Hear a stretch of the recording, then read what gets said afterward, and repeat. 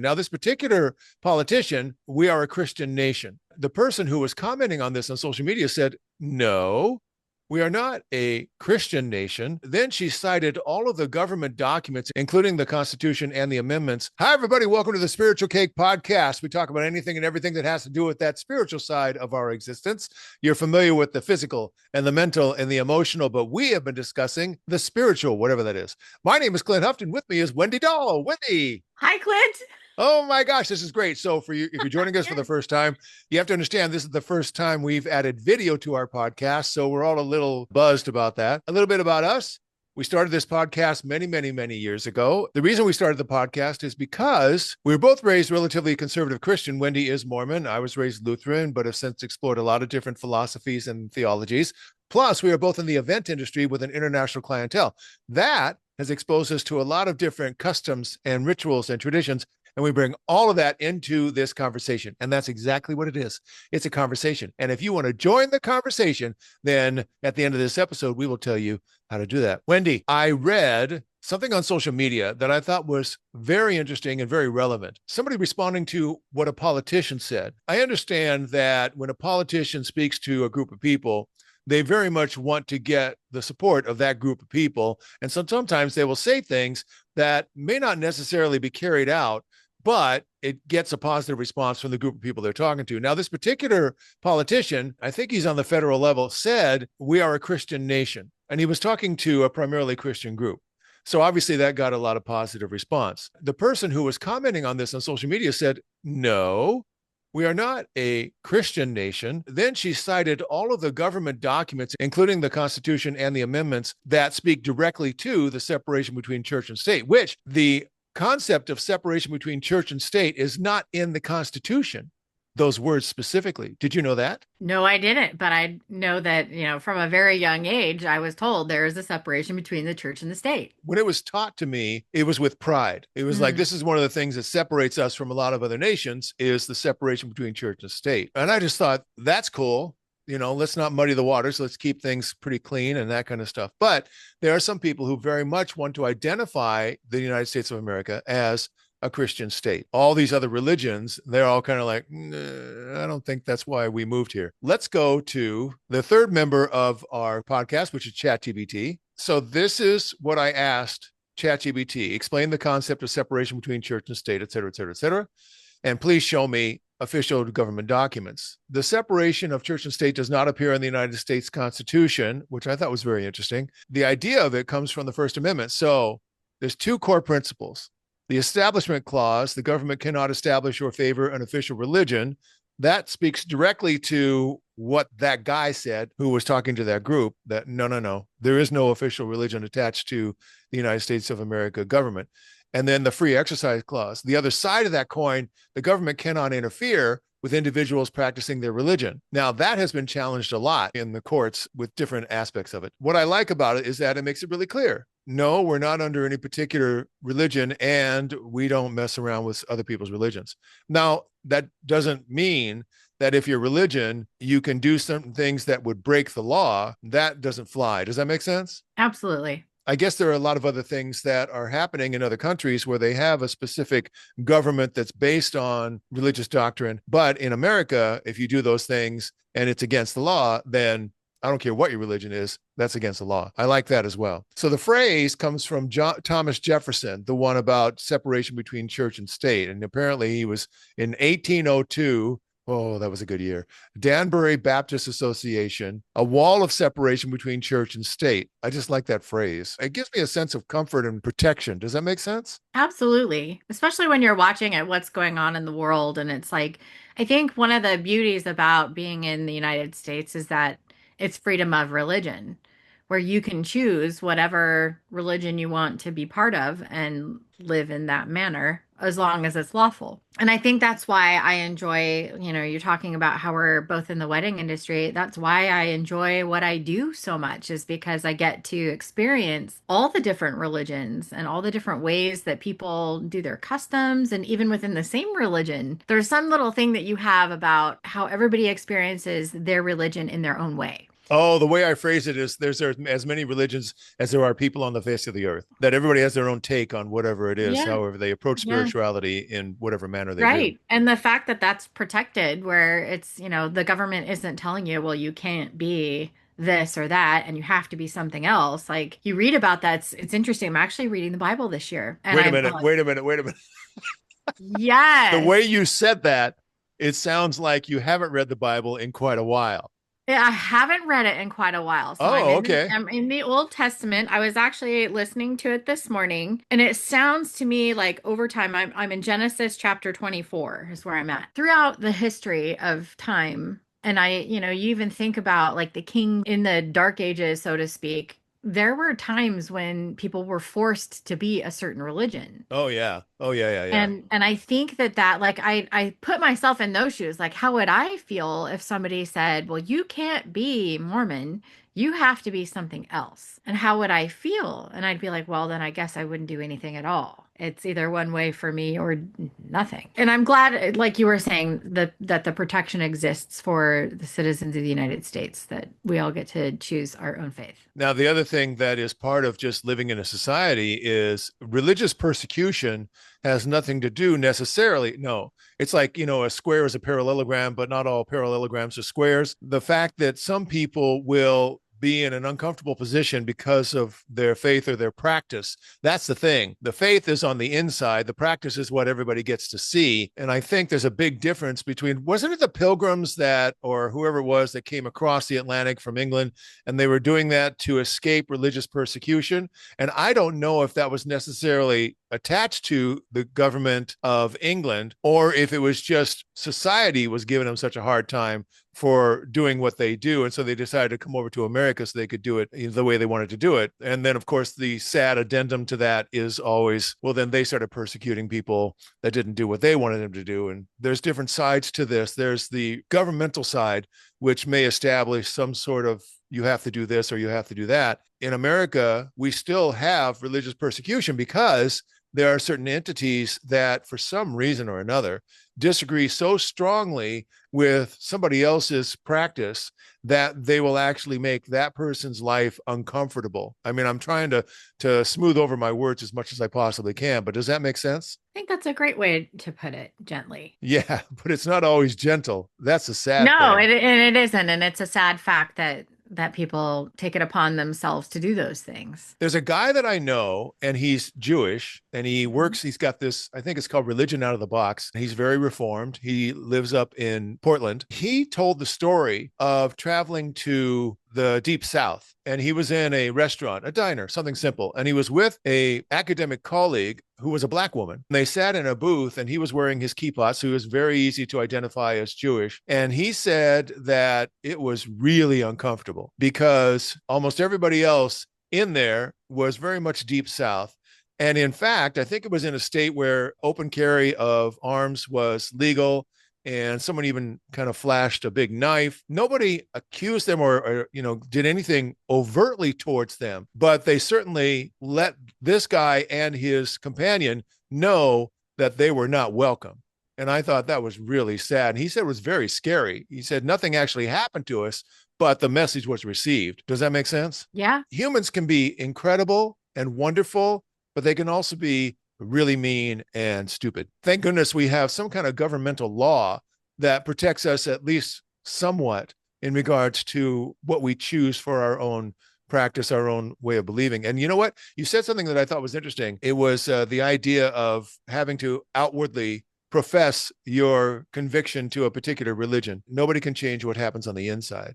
Does that make sense? Absolutely. Yeah. So if you said, no, I'm not Mormon, but in your head you're saying, listen, God, between you and me, I am. It's all right. Just so that you can live another day. Well, I think about the civilizations that had to live through that, and I can put thoughts in their minds, but I would imagine that that's exactly how they felt. Like, how could you switch from one religion to the next at the force of a new ruler over the land, and like, how could you just switch? I Yeah, don't know. especially if you're all in. I have a feeling that what really motivates people, just generally speaking, when it comes to spirituality, is the fear of death and what happens after you die. I've talked about how some people, their faith is built on a house of cards. And if you rattle the cage on one aspect of their scope of doctrine, it kind of rattles all the way up to the very top, which is their belief of heaven. And the phrase that I gave it is, don't mess with my heaven.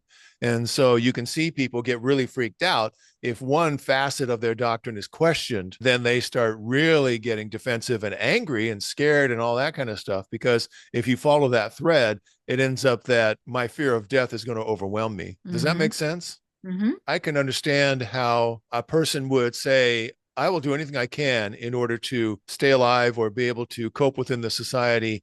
But what happens on the inside is mine and mine alone. And I support that. I think that's fantastic. The other side of that, though, is what motivates people to agree to a particular faith. Because I grew up Christian, we were taught about the missionaries that would go into an area that was perhaps not like a third world country where they don't have the civilization that we're used to in terms of technology and infrastructure and things like that. The missionaries were given the task of, can you please convert these people to believe what we want them to believe? And what I was taught is that the missionaries would go in there with things that those people wanted, food, and then preach their message. Have you seen the movie The King and I? Yeah. Oh, I love that. Yul Brynner and Okay. Deborah Kerr. And They hired her to be an English teacher.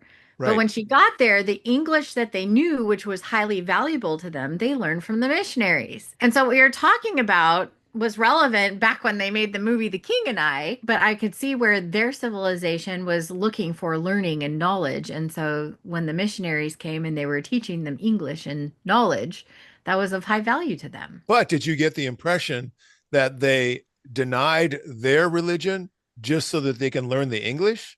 I don't recall if they like converted to another religion. I just remember hearing when the question was asked, well, how do you know what you know? And it was the missionaries. And I was like, no way. So it is a fascinating thing what a person does on the inside versus what they show everybody on the outside. Plus, Mhm. it's interesting. Someone would use that type of just basic human behavior in order to convince people to change their spiritual beliefs. Does that make sense? Mhm. And I can understand, like a lot of people are craving, especially now, they talk about the news talks about social media talks about how a lot of people are isolated because of their phones and because of social media. You can't get away from the basic human need for community and social interaction. And so some people will use that to bring people into the fold, so to speak. This is a community and you're going to be welcome and everybody will accept you. And you hope that's true. By the way, this is episode 201. Did you know that? No, but how fun is it? 200 episodes with just our voices and finally our faces. Yes, indeed. Take that, make of that what you will. By the way, viewer, if you would prefer just to listen, then you can definitely go to the podcast in the Apple Podcast Store, and we're going to try to expand all of the places that people can find us. I think that that's a positive thing to welcome somebody that maybe doesn't have a community or has lost touch with just society to have some place where they can come in and feel accepted or safe or give them the type of things that we hope religion would give somebody, that comfort on all those different levels. Does that make sense? Hmm. And so, whether it be food or knowledge or a sense of community, I can understand why those things are used to entice people to come into a particular philosophy or theology. From a certain standpoint, I have no problem with that. If it's positive, if it helps people. Actually, reflecting on the missionaries that represent the Mormon church. Well, it's actually the Church of Jesus Christ of Latter-day Saints, I'm which so is a glad you lot to said that say. because I came across Yes. two of those guys. They stick out to me. I mean, it's obvious. They were just walking at a park at a recreation center. I said, Yeah. Mormons. We don't use that word anymore. Okay, Jesus Christ, No. Latter-day Saints. I get it. Okay. Yes. Well, I feel like right now it's very kitschy in all the TV shows that are out there about Mormons and things. So it's fine. I mean, I'm not offended in any regard, but if you are from the Church of Jesus Christ of Latter-day Saints and you are watching this, please forgive me because I do not intend to offend anyone. So there, it's been said. But I think about the missionaries that are out sharing the gospel with people. I think the concept is more of, I mean, we're not giving anyone other than spiritual knowledge. It's looking for people that are looking for a faith to follow and a community to join. Not so much in like, here, let's give you some food because, these kids, like my girlfriend, her daughter is actually in South America right now on her mission. And she sends an email every week and she shows all the pictures of all the people that she's met and the things that she's done. And those kids don't have a lot of money. They're out there literally just sharing a message. I could see where thinking back to the King and I. So I'm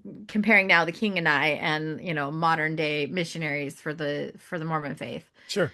And it's very different, where I could see the missionaries would land on an island and or go to a new land and be like, here's all these things, we've got some food for you or whatever, just to open the door. And perhaps it wasn't, and this is just Wendy thinking now, maybe it wasn't intended as a bribe, but maybe it was just how they opened the door. Because how else could you approach a new community? The easiest way to make friends is to go eat and to enjoy some food together or to learn something new together. So maybe that's what the intention was, but then eventually it became used as a tool. So I would say, like, in modern times, that isn't what the concept of missionary work is. It's more of like, hey, we have this message about God, do you want to hear it? Well, in that particular case, the missionaries, the young people that are from the Church of Jesus Christ of Latter-day Saints, that's a mouthful. I did. That's why I just said Mormon. One word.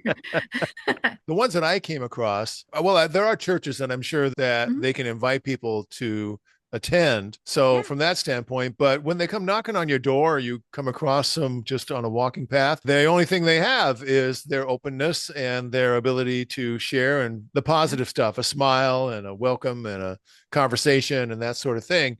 Yeah, from that standpoint, you're right. We talk about the missionaries and we think that they're going off into the jungle or something, but there are Latter-day Saint Everywhere. missionaries all over the place in every city and Mhm. every community. And all they have is hopefully being just really nice people that you can Mhm. identify with. Service actually is how they open doors. Service how? In my brother's case, my brother served his mission in Japan. They would do English classes and teach people English, Oh, similar to the yeah. King. Community wise, like the here where I live, the missionaries are out there and they might knock on someone's door and ask them if they need any help. Like, do you need us to pull weeds? Or Wow. No kidding. their service, everything about their mission is to serve others, whether it's spiritually or otherwise. And so, it's the things that they're doing with people, just being friends, having somebody to talk to, because you're right, people are disconnected. Tell you, 9 times out of 10, I don't answer my door if someone's knocking on it because I'm like, I didn't invite you here.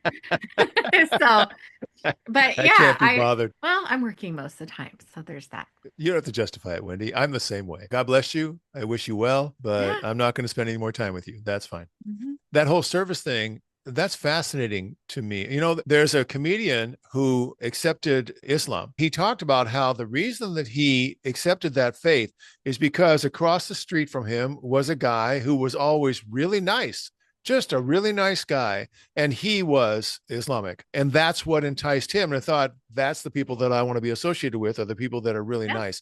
And so the fact that the missionaries or anybody else is just, I'm here if you need to talk. I'm here if you need me to carry something heavy. I'm here to Mhm. help. Of course, they have to have their own boundaries. That's really important. And this goes back now to the directive from the organization, from the religion. Now, in the Christian faith, we were told that we have to bring people to Christianity, that we have to witness our faith. And the goal is to get people to come into the fold and accept Jesus Christ as their Lord and Savior. And I understand that. I don't know. There's a certain part in my life where I thought, I'm not going to do that anymore. I'm going to live a really good life and I'm going to give people the attention and respect, consideration that I think are part of a Christian life, but I don't think that it is my place to do that, to recruit them. That's not my place. Whereas a lot of other people, they think that is their place and that's their job. I think you and I are similar in that, where I've never been the one that's out there saying, "Hey, come." When I was a kid, I would Ding, bring ding, my ding, friends. ringing the bell. Ding, ding, Yeah, ding. no, we had like dances and things like that, social things that I would bring my friends with me to. But, I was never out preaching the gospel, so to speak. But what's interesting is, like, I'll be out. I can remember I was at a store and this lady comes up and she's like, "Are you Mormon?" And I'm like, "How in the How? world would you even know that?" Yeah. What's that? Because you just have this light about you. And I was just like, Was she thanks. Mormon? I didn't ask. I was just, here we were, two strangers in a store. And she just walked Well, right up. It was when my kids were a little bit smaller and we were just out doing life. And she just what was a like, what a you just wonderful have this. compliment. That's I lovely. know. So Yeah. I think that what you're saying about living in a certain fashion where people look at you because you're a good guy and you bring good to the things that you do and your light into the world around you. And my daughter and I talked about it. We had a road trip this week and we had a lot of talk about God and we were out in nature and all these fun things. But, we were talking about how sometimes it illuminates from you because you're bringing your light into the space instead of like that soul sucking, like other not light. No, I think that's real. I think a lot of it Mhm. has to do with just having that sense of calm confidence inside you. Yeah. And we've run out of time. Oh, So I know. so you all have to know we get off of our calls most of the time just so excited about what we talked about and how glad we are that we get to talk about these things here. So it's really fun for you to see us now and our excitement because I'm sure you could hear it before. Now you actually see the smiles, and it's really fun for Clint and I to show it for you in this way. I just Yeah. love this so much. And if people want to jump on board, then I think that's fantastic. All Yeah. right, Wendy, tell everybody how they get in touch with us. You can find us at spiritualcake.com where you can go back and listen to or read any of our previous episodes. Now you can watch them. You can click one of the two social media icons and join us on Facebook or Instagram, or you can send us a message requesting a topic or even to join the conversation. Absolutely. And when you do join the conversation, please know we welcome you with open arms. That's it for this episode of the Spiritual Cake Podcast. This is Clint. And on behalf of Wendy, we will see you next time.